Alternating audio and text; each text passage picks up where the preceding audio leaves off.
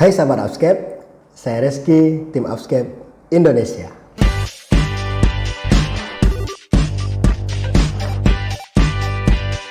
Hai sahabat Outscape semua, gimana nih kabarnya? Semoga kita semua sehat-sehat selalu ya. Jadi hari ini Rizky akan coba bahas materi tentang diagnosa keperawatan jiwa, dimana nanti Rizky akan bahas 5 diagnosa keperawatan jiwa yang sering muncul pada UKOM teman-teman.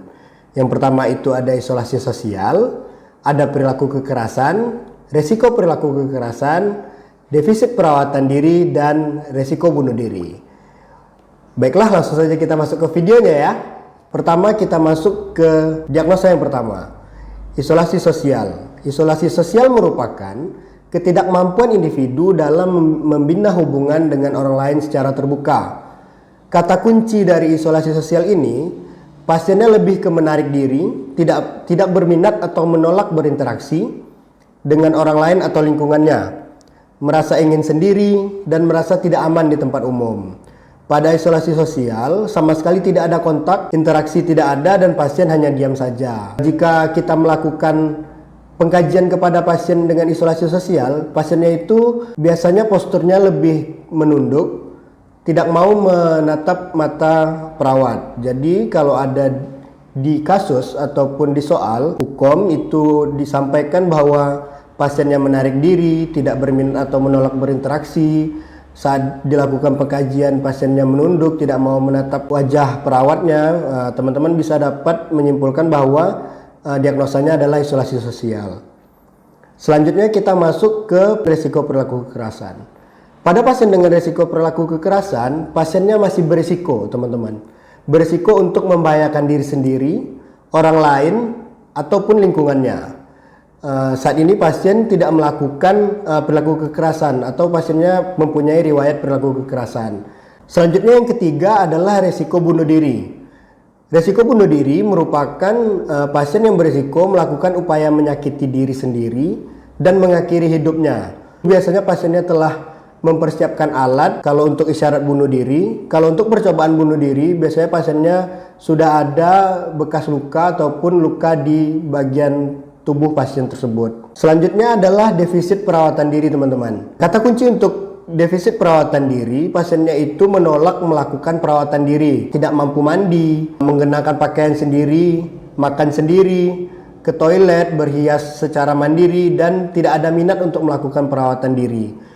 Jadi di soal UKOM nanti kalau ada disampaikan bahwa pasiennya itu menolak melakukan perawatan diri atau tidak mampu makan sendiri, itu teman-teman bisa simpulkan bahwa diagnosa keperawatan jiwanya adalah defisit perawatan diri. Baiklah, kita masuk ke contoh soal ya teman-teman. Contoh soal yang pertama itu pasiennya dibawa ke rumah sakit oleh keluarga dengan keluhan pasien di rumah suka melempar barang-barang di sekitarnya. Pasien pernah melempar gelas ke dinding hingga pecah, dan pasien juga suka melempar masyarakat yang lewat di depan rumahnya dengan batu. Apakah diagnosa keperawatan jiwa yang dialami oleh pasien? A. Waham, B. Harga diri rendah, C. Risiko perilaku kekerasan, D. Perilaku kekerasan, E. Halusinasi. Jadi kita bedah dulu soalnya, kita ambil data fokusnya teman-teman. Yang pertama, pasien di rumah suka melempar barang-barang di sekitarnya. Yang kedua itu pasiennya pernah melempar gelas ke dinding hingga pecah, dan pasien suka melempar orang ataupun masyarakat yang lewat di depan rumahnya dengan batu.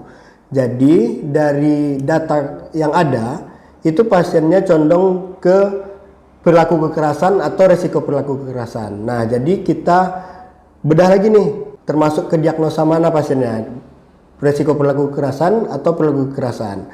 Kita ingat dari materi yang telah disampaikan tadi, perbedaan perilaku kekerasan dengan resiko perilaku kekerasan, itu perilaku kekerasan sudah terjadi atau pasiennya sudah menyerang, sudah melakukan tindakan kekerasan. Kalau resiko perilaku kekerasan baru berisiko. Nah, jadi dari data yang ada, itu pasiennya sudah melempar barang-barang, sudah melempar gelas, melempar masyarakat dengan batu, berarti pasiennya sudah melakukan perilaku kekerasan. Jadi jawabannya adalah D, perilaku kekerasan. Seperti itu ya teman-teman. Kita lanjut ke soal yang kedua. Perawat sedang melakukan pengkajian kepada pasien. Saat ditanyakan oleh perawat, pasien hanya diam dan enggan menatap perawat. Pasien hanya mengangguk dan menggeleng jika ditanyakan. Di kamar pasien juga sering menyendiri di pojok ruangan. Apakah diagnosa keperawatan jiwa yang dialami oleh pasien? A. Halusinasi. B. Risiko perilaku kekerasan. C. Waham. D. Isolasi sosial. Atau E. Harga diri rendah. Nah, kita ambil dulu data fokusnya teman-teman. Pasien hanya diam dan enggan menatap perawat. Pasien hanya mengangguk dan menggeleng jika ditanya. Di kamar juga sering menyendiri di pojok ruangan. Jadi dari data yang ada, pasiennya lebih ke isolasi sosial. Karena dia hanya diam, enggan menatap perawat, kurang komunikasinya, tidak ada jawaban saat kita melakukan pengkajian, hanya mengangguk dan menggeleng. Baiklah teman-teman, sekian video kita kali ini. Semoga bermanfaat ya. Jangan lupa like, comment, and subscribe-nya ya. Sampai jumpa di video pembelajaran selanjutnya. Dadah teman-teman.